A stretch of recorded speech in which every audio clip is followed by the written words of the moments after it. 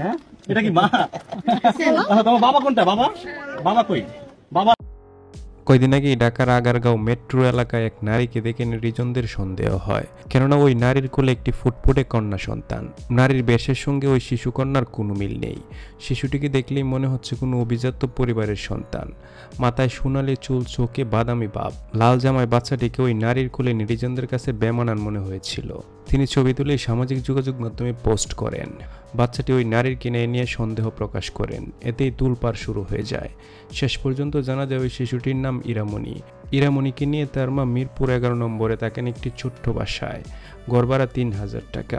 এই এলাকায় প্রায় 7 বছর ধরেই থাকেন ওই নারী। মূলত ওই দিন বাচ্চাটিকে নিয়ে বাড়ি ভাড়ার টাকা জোগাড় করতেই বের হয়েছিলেন তিনি, কেননা বাড়ি ভাড়া বাকি ছিল তার।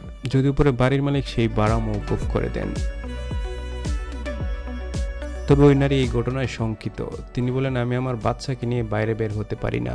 আমার স্বামী চলে গেছেন যখন বাচ্চা পেটে ছিল তখনই। ওর 7 মাস বয়সে এসে 1 মাস থেকে আবার চলে যান। আমি মানুষের বাসা বাড়িতে কাজ করি। এখন ভয় লাগে আমার বাচ্চা কোন সময় যেন আমার কাছ থেকে কেড়ে নেয়। অনেকের প্রশ্নই বাচ্চা কার? আমরা বাঙালি, সবাই আবেগী কিন্তু সাদা চামড়ার পাগল। সব শিশুই সুন্দর, তবে বাচ্চাটা সাদা চামড়ার হয় সেই মানুষের কাছে বেশি সুন্দর। তার মায়ের পরিচয় নিয়ে প্রশ্ন উঠল। সবাই মিলে অনেকটা তদন্ত শুরু করে দিলেন। কিন্তু আজ যদি বাচ্চাটা সাদা চামড়ার না হতো, না উঠতো তার মায়ের পরিচয় নিয়ে কথা, না হতো অনেক কিছু। এমন অনেক মানুষ আছে, অনেক শিশু আছে যাদের পরিস্থিতি এর চেয়েও ভয়াবহ, কিন্তু সমাজ তাদেরকে নিয়ে কথা বলে না। সকল শিশুই সুন্দর, কিন্তু আমাদের দৃষ্টিভঙ্গি সুন্দর না। তবে যে বাজারা এই শিশু এবং তার মায়ের উপকার করেছেন তারা নিঃসন্দেহে প্রশংসার দাবিদার। একটা জিনিস লক্ষ্য করুন, আপনি মুখে যতই বলুন না কেন, সৌন্দর্য রূপ দিয়ে হয় না। আসলে বাস্তবে মানুষ রূপের এই সৌন্দর্যে পড়ে।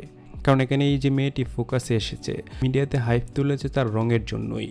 কই সমাজে তো আর অনেক শিশু রয়েছে, কই তাদেরকে নিয়ে তো ফেসবুকে তো মাতামাতি করতে দেখলাম না। এটাই আমাদের বিশ্ব সমাজের মাইন্ডসেট, যা আমাদের মস্তিষ্কে গেঁথে গেছে। বের হওয়ার সহজ নয়। এই ছোট্ট শিশুটিকে নিয়ে নিউজ করা হয়েছে কারণ সে দেখতে ইউনিক টাইপের। এটাকে ফোকাস করলে নিউজ ভালো চলবে, কিন্তু সেই কুৎসিতদের তো আর কেউ ফিরে দেখবে না। তাদেরকে নিয়ে নিউজ করলে ভিউজ হবে না। তাই হয়তোবা সমাজের অনেক শিশুই অবহেলার পাত্র।